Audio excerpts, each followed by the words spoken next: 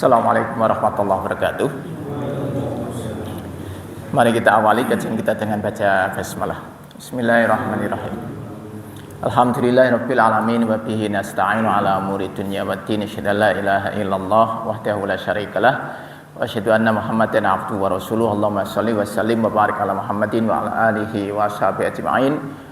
Alhamdulillah, puji syukur kita haturkan kepada Allah SWT membangunkan kita pagi ini dalam kondisi sehat, memberikan kita kesempatan untuk makan sahur dan melaksanakan sholat subuh berjamaah pagi ini dalam kondisi mudah, sehat. Mudah-mudahan apa yang kita lakukan hari ini menjadi catatan amal ibadah untuk kita semua. Sholawat dan salam kita sampaikan kepada teladan kita Rasulullah Muhammad sallallahu alaihi wasallam, keluarga, sahabat dan seluruh pengikutnya yang istiqomah mengikuti sunnahnya. Mari kita bersama-sama dzikir pagi. A'udzu billahi minasy syaithanir rajim. Bismillahirrahmanirrahim.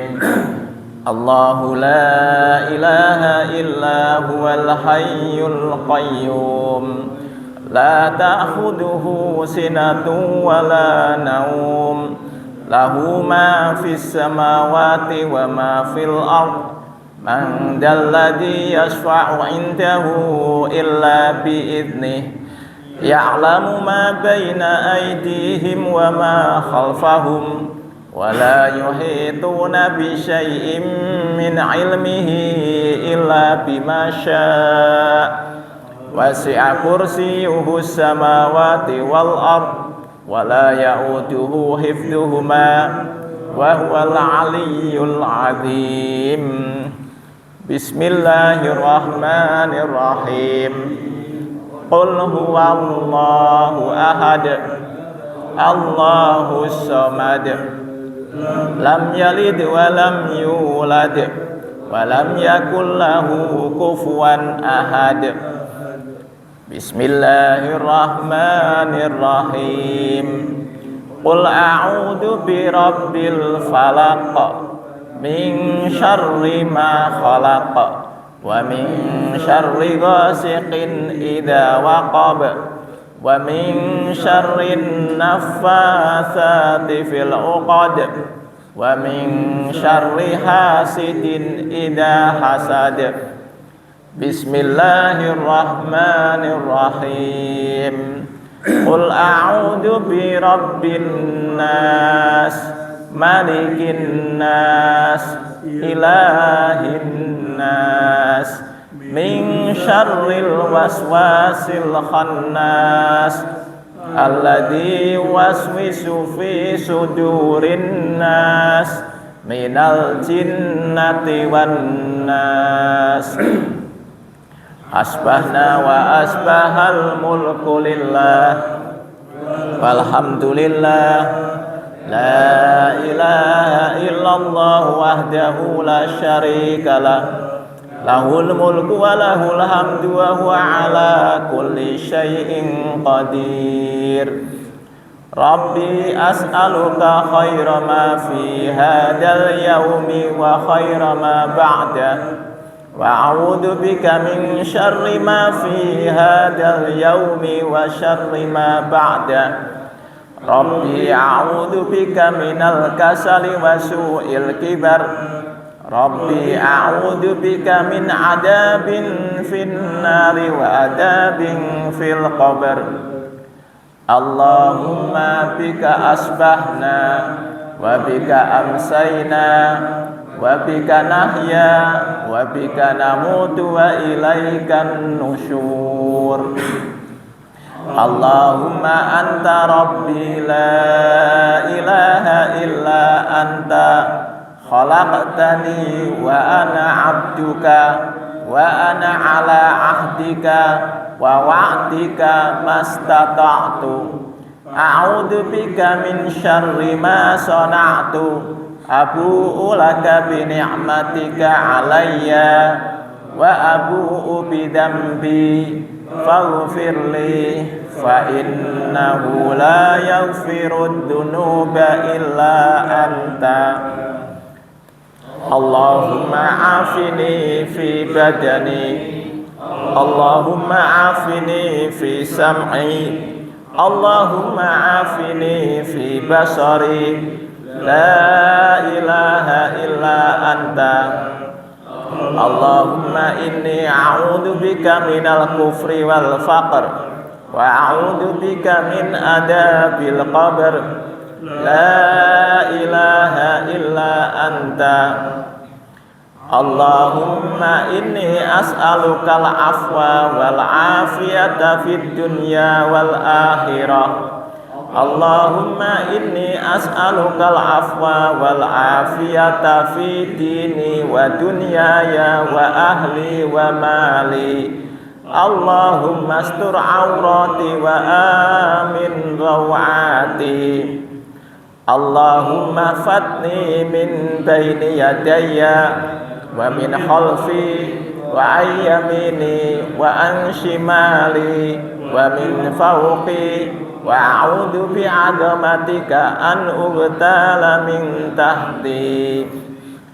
Allahumma alimal ghaibi wasyahadati fatiras samawati wal ard, rabba kulli syai'in wa malikah, asyhadu an la ilaha illa anta, a'udzu bika min syarri nafsi wa min syarri syaitani wa syirkihi, wa an aqtarifa ala nafsi su'an aw ajurrahu ila muslim.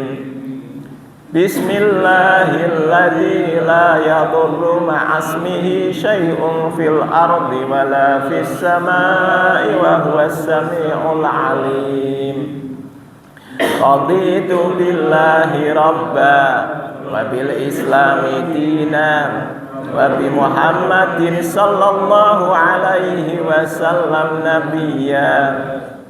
Ya hayyu ya qayyum bi rahmatika astaghis, aslih li sya'ni kullahu wa la takilni ila nafsi tarfata ain. Asbahna ala fitratil islami wa ala kalimatil ikhlas wa ala dini nabiyina Muhammadin sallallahu alaihi wasallam wa ala millati abina Ibrahim hanifan musliman wa ma kana minal musyrikin. La ilaha illallah wahdahu la syarika lah, lahul mulku wa lahul hamdu wa huwa ala kulli syai'in qadir.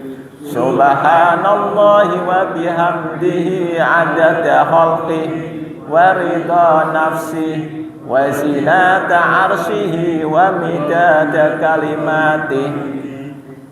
Allahumma inni as'aluka ilman nafi'a wa rizqan thayyiba wa amalan mutaqabbala.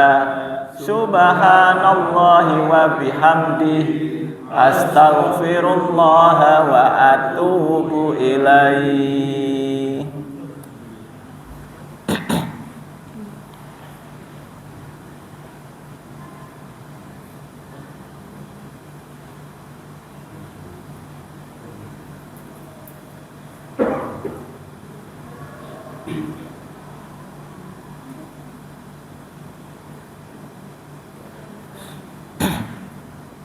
Kita lanjut kajian Al-Hikam kita sampai pasal 84. Mata rozaqaka ta'ata, ketika Allah memberikan rezeki kepadamu berupa ketaatan, wal ghina bihi anha, dan kecukupan darinya, fa'lam, maka ketahuilah, annahu, sesungguhnya Allah itu qad asbagha alaika, sesungguhnya sudah menyempurnakan bagimu ni'amahu, nikmatnya, zahiratan wa batinan, wa batinah, zahirah wa batinah, secara zahir, lahir dan batin. Jadi Syekh Ibnu Athaillah ingin mengatakan, kalau kita itu diberikan kemudahan untuk taat kepada Allah, dan diberikan merasa cukup, ghina, merasa cukup dari apapun yang Allah berikan kepada kita, itu sudah sebuah nikmat yang luar biasa, zahir dan batin. Nah, jadi kalau kita pertama itu ketaatan itu adalah nikmat, Pak. Kita itu bisa taat kepada Allah karena Allah memilih kita untuk taat. Kalau kita tidak diberikan hidayah oleh Allah, kira-kira bisa taat gak? Bisa nggak? Tidak. Maka ketika kita itu bisa menjadi orang yang rajin sholat, ternyata nggak cuma rajin sholat, sholatnya di masjid. Nah, itu ya. Ini merupakan nikmat dari Allah. Karena tidak semua orang digerakkan hatinya untuk sholat aja belum tentu, ya kan? Digerakkan hatinya untuk sholat belum tentu.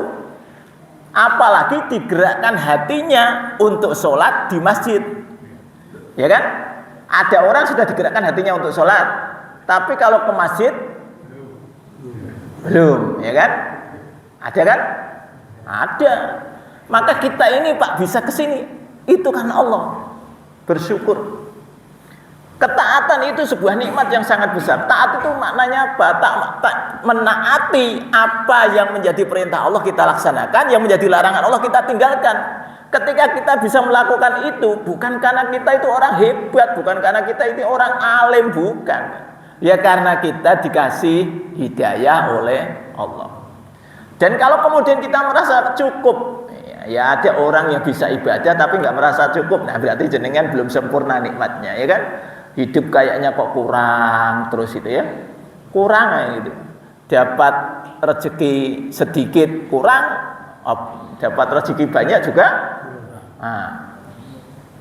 Maka Rasulullah itu menggambarkan nikmat itu begini. Barang siapa yang bangun tidur dalam keadaan merasa dirinya aman, tubuhnya sehat, dan ada cukup makanan hari itu, maka seolah-olah dunia sudah dikuasakan kepada dirinya. Coba, itu kata Rasulullah itu ya. Barang siapa yang bangun tidur merasa aman, jenengan hari ini bangun tidur aman nggak? Aman, ya kan? Sehat, ya kan? Ada makanan hari ini, ada enggak? Jangankan hari ini, sampai bulan depan aja jenengan ada itu. Maka kata Rasulullah, itu sebuah nikmat, itu sudah dikuasakan kepada kita semua. Ya, jadi itu merasa cukup itu begitu, Pak. Nah kan kita ini banyak orang yang gini loh, merasa kurang. Padahal ini tadi aman, sehat, makanan hari itu ada. Tapi mikirnya nggak cuma hari itu. Masalah ini sudah akhir bulan ya Pak. Ini besok minggu depan urusannya ini apa? Lebaran mau mudik, THR kayaknya nggak dapat. Wah itu pikirannya, ya kan? Sehingga akhirnya dia bangun tidur dalam kondisi pikirannya, wah THR. Kan nggak tenang Pak. Jadi nikmat hidup itu adalah kebahagiaan. Kebahagiaan itu adanya dalam hati. Bagaimana membangun kebahagiaan? Nomor satu taat kepada Allah. Nomor dua merasa cukup, dia itu aja. Jenengan kalau sudah sampai di titik itu, apapun masalah yang hadir sudah selesai. Kenapa hidup kita ini merasa kemerungsung? Kemerungsung ini bahasa Indonesianya apa ya?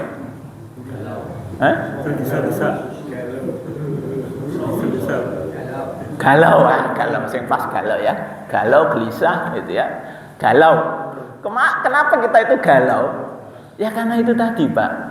Biasanya kita karena tidak merasa cukup, ginanya nggak ada. Maka ini mulai kita coba rubah. Kalau kita itu ada gina, merasa cukup, Pak, insya Allah itu rezeki datang sendiri. Wong yang punya rezeki itu siapa? Allah. Kita itu kadang-kadang anehnya, ya sudah tahu kalau ditanya, yang punya rezeki siapa? Allah. Yang ngasih rezeki Allah. Tapi begitulah, bagaimana supaya dapat rezeki? Ya piye carane golek rezeki yo? Wah, kesana kesini gitu kan? Jadi itu pikiran kita. Salah tidak? Tidak salah. Tapi itu step kedua, gitu maksud saya. Datang kepada Allah dulu yang punya rezeki, minta kepada Allah rezeki, baru kemudian jenengan gerak. Jangan karena pengen dapat rezeki gerak tapi melupakan yang ngasih rezeki. Ya nggak dapat, Pak. Ya kan? Itu. Ono sing dodol es lho wingi awake rono rene, bingung. Bareng saiki ordere akeh, bingung lho kuwi.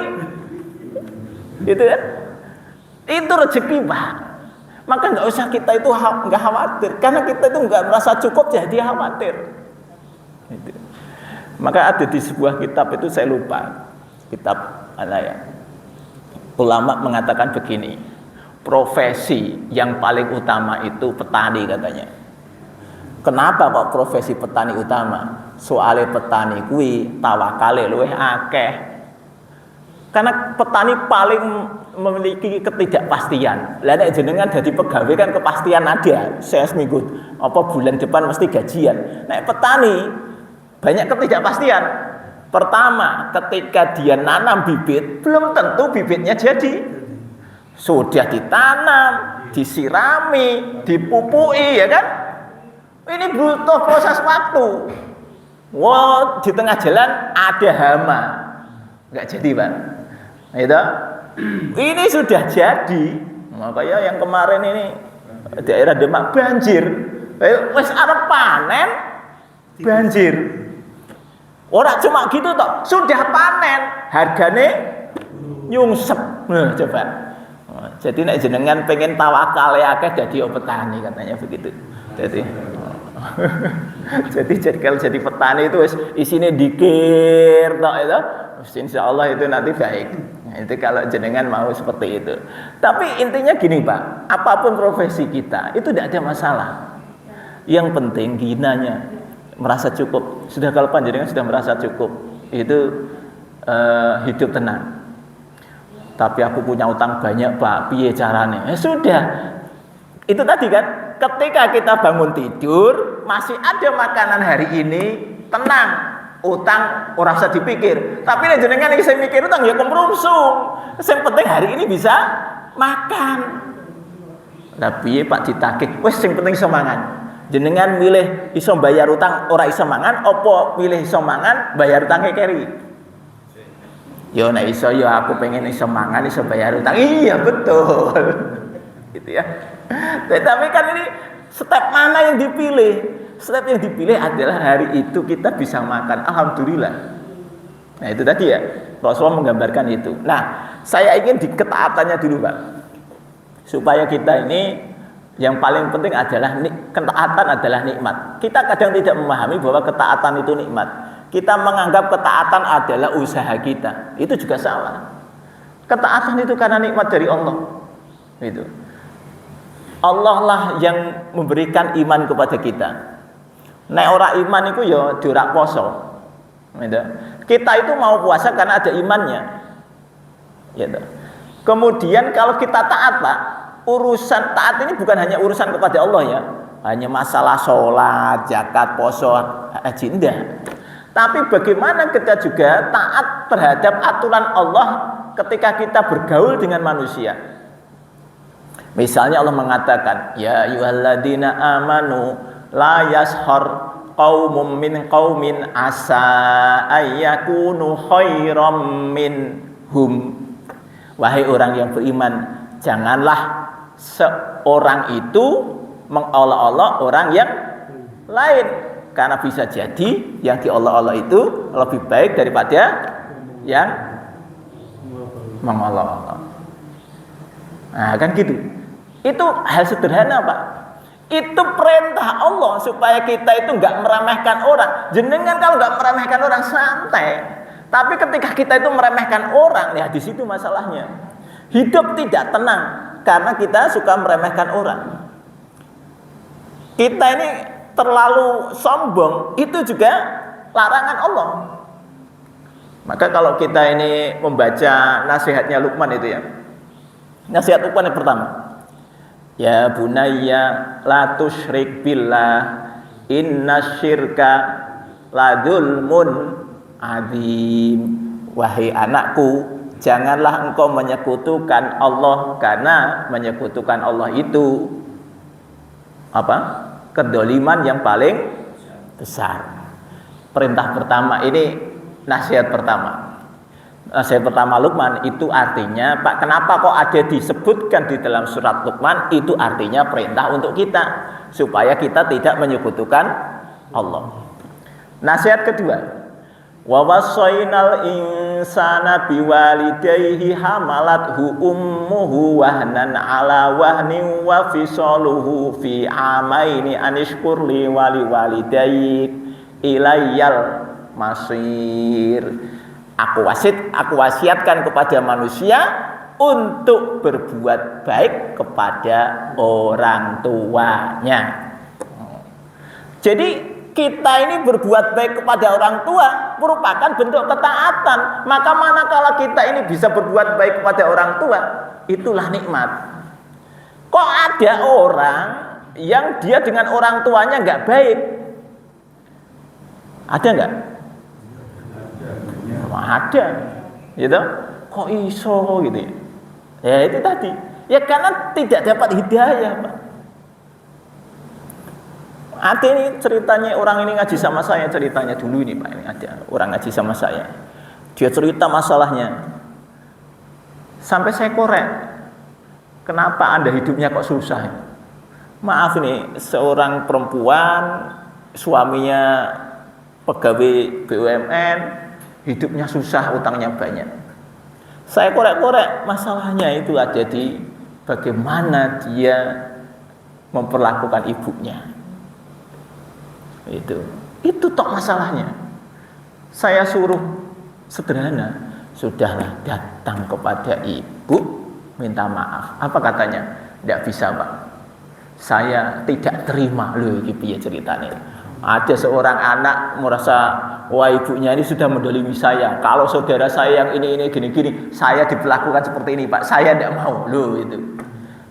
Dan itu hidupnya sengsara. Sudah tak omongi, maafkan. Sudah kalau katakanlah ibumu salah, maafkan. Posisi anak tetap kalah. Gitu.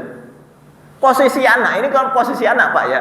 Ya katakanlah orang tua kita memang ada salah, posisi anak tetap dah itu. Sudah, kita itu tinggal datang kepada orang tua karena ridho Allah ada di orang tua. Nah ini ketemu nih kasus seperti ini. Saya sudah omongi wis kuncinya hidup jenengan baik, datangi orang tua minta maaf. Tapi yo angel. Nah itu tadi berarti belum dapat hidayah. Ya kan? Jadi ketaatan itu merupakan hidayah. Kemudian nasihat Luqman yang berikutnya. Ya bunayya in taku misqala habbatin min khardalin fatakun fi sahratin aw fis samawati aw fil ardi ya'ti bihallah innallaha latifun khabir. Wahai anakku, jika ada sebuah kejadian, ada kejadian di batu, di langit, di bumi, maka Allah pasti melihat, karena Allah itu maha halus. Artinya kita itu merasa diawasi oleh Allah. Itu harusnya begitu. Kenapa kita melakukan dosa? Karena kita tidak merasa diawasi oleh Allah. Ya, kita itu mau sembunyi kemanapun itu ya tetap, apa Allah nggak tahu? Ya tahu, Pak. Itu kalau panjenengan itu misalnya punya keahlian melakukan pengeboran, terus jenengan itu ngebor bumi kawit kutub utara tekan kutub selatan misalnya ya, nah itu jenengan terus sembunyi di dalam, ya mesti mati ya, harap oleh oksigen tekondi gitu, dari kutub utara kutub selatan. Tapi katakanlah teknologinya canggih gitu, jenengan kemudian bisa bersembunyi di kerak bumi, apa terus malaikat ki ora iso teko gitu. Jadi itu yang harus kita pahami, Pak. Maka kalau di dalam Al-Quran ada menggambarkan ada sebuah peristiwa di laut pada saat malam. Ini hujan-hujan. Nah ini misalnya ini laut. Jenengan pernah di laut pada saat malam pernah ya? Sing tau ning laut, sing ora tau ning laut wis anggere bayangke wae, bayangke to. Nah, ini kalau jenengan ada di laut pada waktu malam, itu kan gelap pakai banget. Terus posisi yang di bawah, jenengan kalau kemudian menggambarkannya gini, lah ini di atas saja gelap, apalagi yang ada di bawahnya, ya kan? Wong mancing bae ora ketok iwake. Nah ini, jadi ada di bawah, gelap sekali, itu Allah tahu. Kira-kira begitu gambarannya. Jadi kita mau lari kemana? Tidak bisa lari. Maka mari kita coba merasa diawasi oleh Allah. Merasa diawasi itu penting, Pak. Ini merupakan salah satu ibadah. Ketaatan kita itu diawali dari merasa diawasi. Kalau kemudian jenengan tidak merasa diawasi, susah. Kemudian nasihat berikutnya. Ya bunayya aqimis sholata wa'mur bil ma'rufi wanha 'anil munkari wasbir 'ala ma asabak. Inna dzalika min azmil umur. Wahai anakku, tegakkanlah sholat. Apa mau? Aqimis sholata wa'mur bil ma'rufi, lakukanlah amar ma'ruf dan nahi mungkar, wasbir ala ma asobat, dan sabarlah terhadap apapun yang menimpa dirimu. Jadi sabar itu merupakan bentuk ketaatan. Jenengan itu nek ana peristiwa ora sabar, berarti jenengan gak taat kepada Allah. Itu. Karena sabar itu artinya apa? Pertama, memahami bahwa kejadian itu datang dari Allah, itu kesabaran. Kedua, ya wis memang itu terjadi, ya kita terima, tidak menentang, kita terima itu bagian dari takdir. Nah ini kan kita ini susah, Pak, kalau dapat sebuah peristiwa yang kita tidak kehendaki, rasanya kan nggak nyaman. Maka sabar, kuncine sabar. Wes ngono ae kuncine sabar. Jenengan iso sabar apa ora? Misalnya ini tadi kan orang sempit rezekinya, ini sederhananya gitu. Jenengan kok rezeki ini sempit, sabar. Lah terus piye Pak kok sekon sabar terus iki? Aku iki ya kebutuhane ono terus ora iso sabar. Nah, itu berarti jenengan isi rak paham tentang konsep sabar. Kalau jenengan paham konsep sabar, menerima ini bagian dari takdir Allah. Lah engko terus piye ngene? Terserah Allah. Wong Allah itu maha kaya kok. Susahnya apa? Maka kan yang saya ceritakan kemarin, rumusnya sederhana.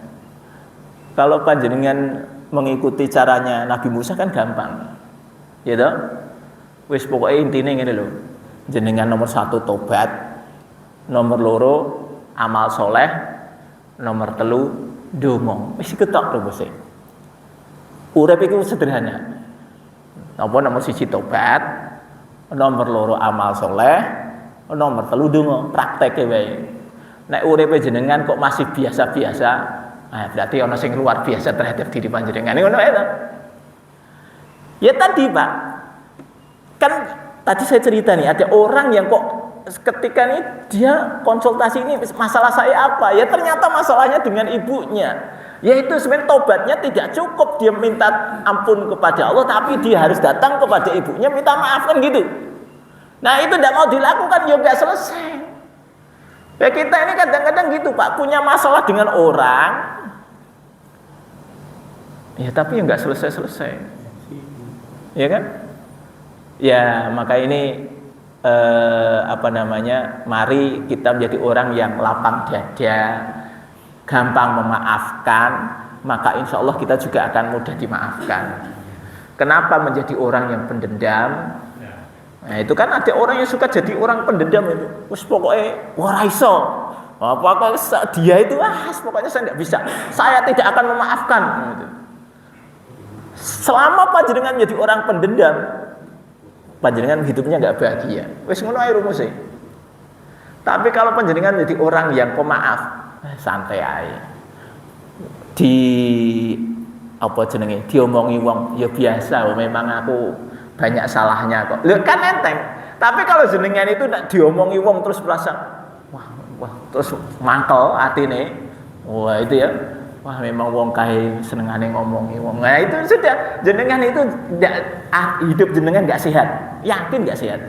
Tapi nek jenengan diomongi wong elek ya memang asline aku luwih elek teko kuwi. Coba kalau bisa ngomong gitu. Enteng. Tapi nek jenengan diomongi elek wong terus jenengan marah. Hidup panjenengan tidak akan bahagia. Karena tadi maaf itu merupakan salah satu ketaatan. Bisa memaafkan orang itu nikmat, Pak. Nek jenengan masih belum bisa memaafkan orang, iki ketoke jenengan kudu njaluk hidayah sing akeh. Ihdinas siratal mustaqim. Ngono terus sing akeh kuwi. Ya berarti jenengan ora hurung oleh hidayah. Maka diwaca ihdinas siratal mustaqim, ya Allah, tolong aku diberikan hidayah. Kan gitu. Banyak orang yang tidak bisa memaafkan orang lain. Itu. Berarti dia belum dapat hidayah. Hidupnya itu mesti enak, Pak. Ketemu wong iki ketok ya, wong iki.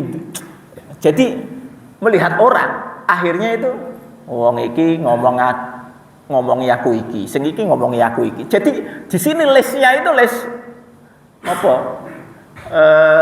Otaknya itu listnya orang ini banyak dosa kepada saya, orang ini banyak dosa kepada saya. Oh itu.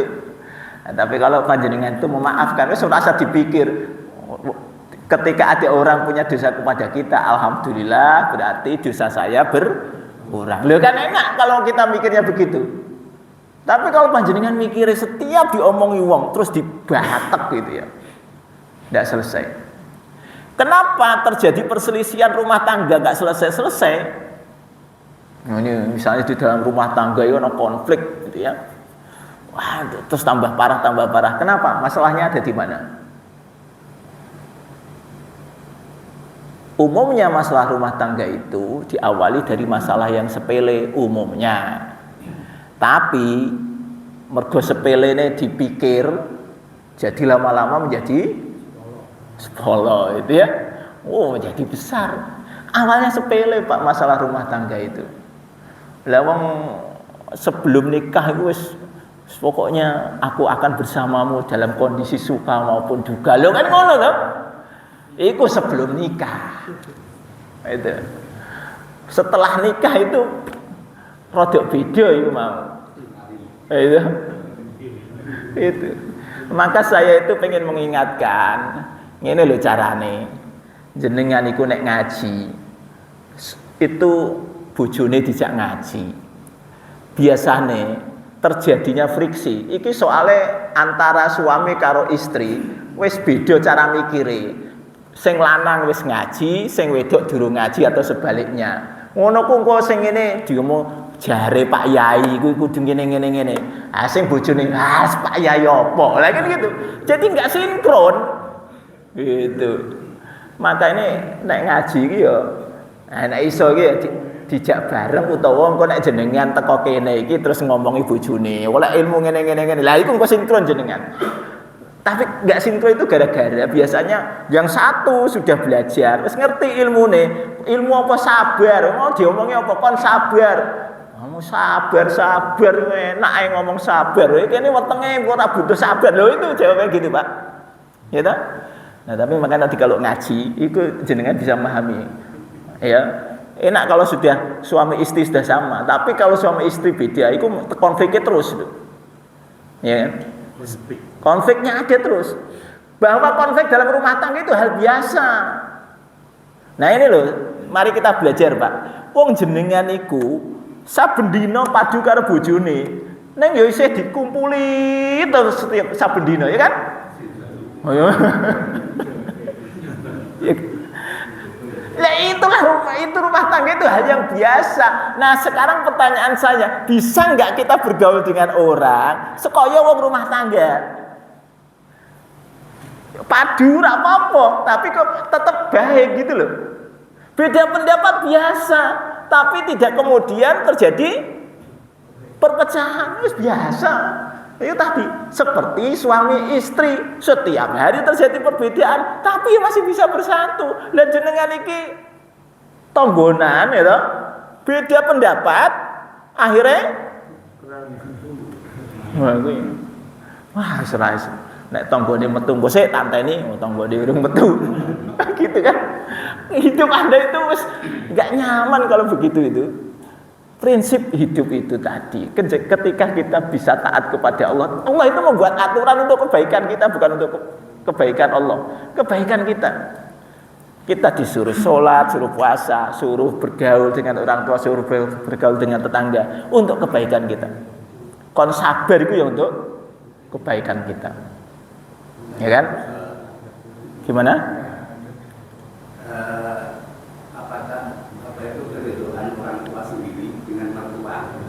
Di hadapan Allah itu sama atau ada nilai perbedaan. Soalnya orang tua dengan mertua itu kan mungkin kebanyakan perbedaan sifat juga ada. Betul. Kita menyikapinya itu bagaimana? Terus apakah ridhonya orang tua sama tua itu beda atau sama dengan orang tua? Sama. Jadi memang ini mertua adalah orang tua kita. Ya memang ya itu mau kalau dengan orang tua kita karena kita hidup sejak lahir dengan orang tua kita karakternya bisa paham. Tapi kalau dengan mertua iki ketemune mertua iki wis tua. Ya. Sehingga mungkin rodok klope rodok angel, ya kan? Enggak sinkron itu. Ya iku mau memang butuh kesabaran iku mau, Pak. Ngono ku ya aku ya wis tahu ngono ku ya jadi ya urusan karo mertua ki ya akhire meneng ae ngono ya. Itu ya. Ya sudah mau bagaimana? Nah, maka nek jenengan kok oleh mertua kok apik banget, wah syukur kuwi. Wah, arep dijoli. Aja dijoli nek mertuane apik, aja dijoli. Nah, nek mertuane ra apik, Pak, ya didongake dadi apik. Ngono kan gampang to ya. Yang membolak-balikkan hati itu Allah, Pak. Jadi kita ini tadi ridhonya mertua itu menjadi masalah juga. Maka komunikasi antara mertua dan menantu itu juga penting. Nah itu kan banyak ya tadi nggak klop nih antara mertua dan menantu. Ono sing ya biasanya iki kan baik ini istri kepada mertua maupun suami kepada mertua itu ya ketika tidak klop memang menjadi ganjalan. Nen saran saya sebisa mungkin itu wis wong tuwa iku maratuwa disenengke. Wis ngono ae lumuse. Wis piye carane pokoke disenengke. Disenengke tapi isih ngomel ae, Pak. Oh ora apa-apa, senengke. Wis. Karena ngomele wong tuwa iku mau iku biasa, jenenge wong tua ngomel biasa, itu. Ngono wis biasa. Wis ini semakin tua itu semakin sensitif, gitu. Jadi kene sing nom ki yo ngalah. Wis jenengan iku dadi mantu ora ngalah wae wis kebangetan. Dikeki anake kok isih ora ngalah gitu. Gitu. Jadi ini mari perbaiki kalau memang hubungan dengan mertua kok rada angel ora apa-apa, terus diapiki. Ya, kebetulan saya sendiri sudah tidak punya orang tua.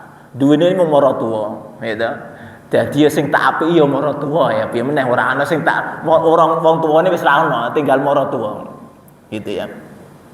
Itu pun saya ingat ketika bapak saya meninggal, yang merasa kehilangan itu istri saya. Saya biasa-biasa saja. Gitu ya. Sampai hari ini istri saya kalau mengingat bapak saya, dia itu merasa menyesal. Aku kok ya urung iso nyenengke bapak maratuwaku. Itu selalu istri saya begitu.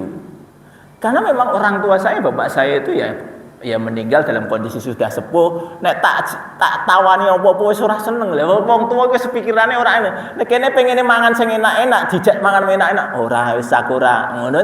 Kan kene terus arep dikon apa iki wong tuwa? Dikeki mangan enak ora gelem ya to. Jalan-jalan, Pak. Ora usah ning omah wae. Lho ngono jawabane. Jadi kira-kira begitu Pak. Tapi ya itu tadi, nikmati saja. Ya. Maka ketika hari itu saya cuma punya mertua, ya wis tak senengke mertuaku. Piye carane? Wis ngono ae. Gitu ya. Ngono ku ya sih apa ya? Ada beberapa hal yang memang barangkali tidak cocok. Iya, tapi ya ikut saya sampaikan, saya lebih kepada bagaimana menyenangkan. Karena ketika kemudian ini ada satu titik Pak, jenenge wong tua kuwi. Ada satu titik dia ketika merasa anaknya ini ataupun mantunya itu memberikan sesuatu yang baik buat dia, ikut terucap doa yang tulus. Kita nggak tahu, ya kan? Tapi begitu itu dia melihat perlakuan anaknya, perlakuan mantunya terhadap dia, itu keluar doanya. Nah itu yang menyelamatkan kita Pak. Jadi kalau yang masih punya mertua, masih punya orang tua, manfaatkan kalau masih ada. Nek wis ora ana kabeh, ya tinggal ndongake wae lah piye meneh. Ora iso sekarang mau ngopo? Arep golek maratuwa meneh. Ya ora ya ndongake aja golek maratuwa meneh jenengane kuwi aneh itu. Wis didongake kalau memang kita sudah tidak punya orang tua. Karena tadi kan wasiat kepada manusia, wasainal insana biwalidayhi, supaya berbuat baik kepada orang tuanya, termasuk ketika orang tuanya sudah meninggal dunia. Jadi kalau kita ini tadi sekali lagi, taat itu apa? Taat bukan hanya taat urusan ibadah kepada Allah, tapi taat aturan-aturan Allah kepada hubungan manusia. Kalau jenengan sudah bisa melakukan itu dan merasa cukup, wis insyaallah hidup jenengan itu akan bahagia. Iku ono masalah ya. Ora ono ceritane menungso ora duwe masalah. Tapi masalah itu nanti akan selesai dengan sendirinya. Carane piye? Nah, itu biasanya pertanyaannya carane piye lho. Aku jadi bingung nek carane piye. Wis carane jenengan iku pasrah karo Gusti Allah. Aja pasrah. Kemarin saya katakan, jangan mencari bantuan kepada manusia. Wis iku coba ini tolong kata-kata saya pegang. Apapun masalah kita, jangan ujug-ujug minta tolong kepada manusia. Ngono ku marai lho ngene lho.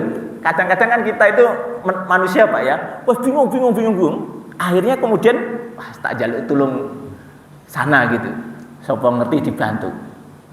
Tapi harapan kita itu lebih banyak kecewanya. Wis nek ora percaya jenengan prakteke.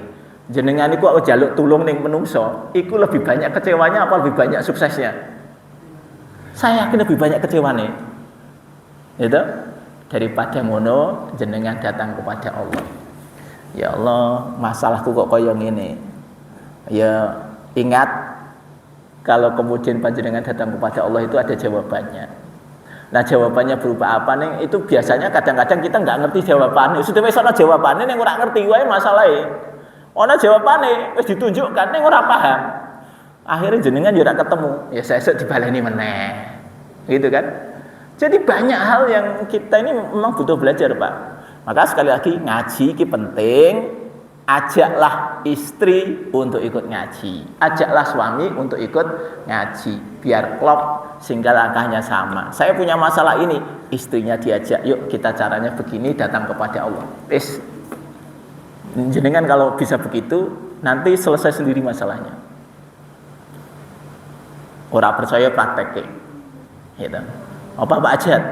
Mantu Pak, ini bisa ngurus-ngurus apa orang tua masih bisa ngatur mantu, bisa harus gini-gini atau enggak Pak? Bisa dibebaskan atau gimana? Sebagai orang tua, kalau anaknya sudah berumah tangga, itu berilah kebebasan berumah tangga. Kan Pak Ajat juga tidak mau sebagai mantu diatur-atur. Makanya dia mantu, ora usah diatur-atur.